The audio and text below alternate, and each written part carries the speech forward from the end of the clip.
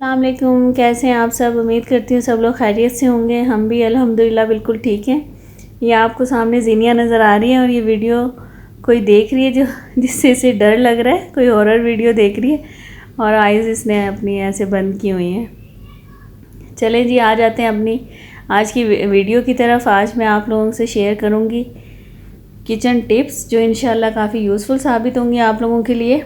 तो सबसे पहली टिप ये है कि रोटियों के रुमाल जब गंदे हो जाते हैं तो ये किसी भी तरह वॉश करने के बावजूद इनमें से ना स्मेल जाती है और ना ही चिकनाई जाती है। तो इसका बेहतरीन हल ये है कि हम एक पतीली में पानी बॉयल करने के लिए रखते हैं और उसमें 1 चम्मच बेकिंग सोडा और 1 चम्मच लिक्विड सोप ऐड करते हैं। जब पानी बॉयल होने लगे तो इसमें हम रोटियों के रुमाल डाल दें और अच्छी तरह भिगो दें और पानी बॉयल होता रहे। 10-15 मिनट तक ये पानी जब बॉयल हो जाएगा तो आप देखेंगे सारा रोटियों के रुमाल का मैल कुचैल निकल गया है। और फिर आप इसको ठंडा कर लें और वॉश करके साफ़ पानी से, और आप देखेंगे कि हमारे रुमाल बिल्कुल नीट एंड क्लीन हो गए हैं और साफ़ सुथरे हो गए हैं, सारी चिकनाई निकल गई है।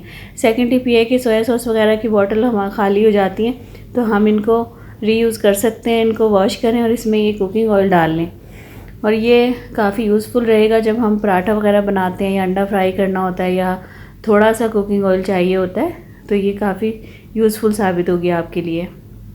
थर्ड टिप ये है कि हमारी जो चाय वाली छलनी होती है वो आप देखते हैं अक्सर साइडों से काफ़ी गंदी हो जाती है और ये किसी भी तरह वॉश करने के बावजूद भी साफ़ नहीं होती। ये स्पंज वगैरह से भी हम इसको अच्छी तरह साफ़ कर लेते हैं लेकिन ये फिर भी साफ़ नहीं होती। इसके लिए बेहतरीन तरीका ये है कि हम चूल्हा जलाकर और इसको चारों तरफ से अच्छी तरह गर्म कर लें। जब हम इसको गर्म करेंगे तो ये सारा मैल सा ऐसे निकलता हुआ आपको महसूस होगा और फिर हम इसको अच्छी तरह से स्पंज से साफ़ कर लें। ये देखें, छुरी वगैरह से भी आप इसको अच्छी तरह क्लीन कर सकते हैं और ये देखें छलनी बिल्कुल साफ़ सुथरी हो गई है, नीट एंड क्लीन। तो ये इंशाल्लाह आप ट्राई कीजिएगा, आपको काफ़ी ये सही लगेगा। आप देख सकते हैं ये छलनी बिल्कुल साफ़ हो गई है। अच्छा, हमारी थर्ड टिप ये है कि जब गर्मियों में हम आटा वगैरह गूंथते हैं तो रोटी हमारी जो होती है वो फट सी जाती है, टूट जाती है और सॉफ्ट नहीं होती, हार्ड होती है। तो उसकी रीज़न ये होती है कि नई गंदम आई भी होती है मार्केट में, तो वही आटा हम यूज़ कर रहे होते हैं ज़ाहिर है।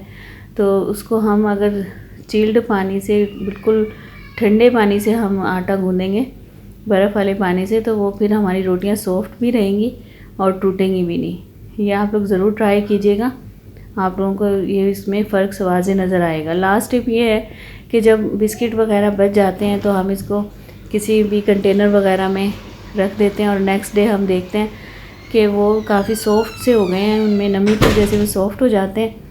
तो उनको दोबारा क्रिस्पी बनाने का तरीका ये है कि हम उनको तकरीबन 10 सेकंड के लिए ओवन में गरम कर लें और फिर हम देखेंगे कि वो वापस उसी तरह से क्रिस्पी हो गए हैं और ये इतने उनके टेस्ट में भी कोई फ़र्क नहीं आया।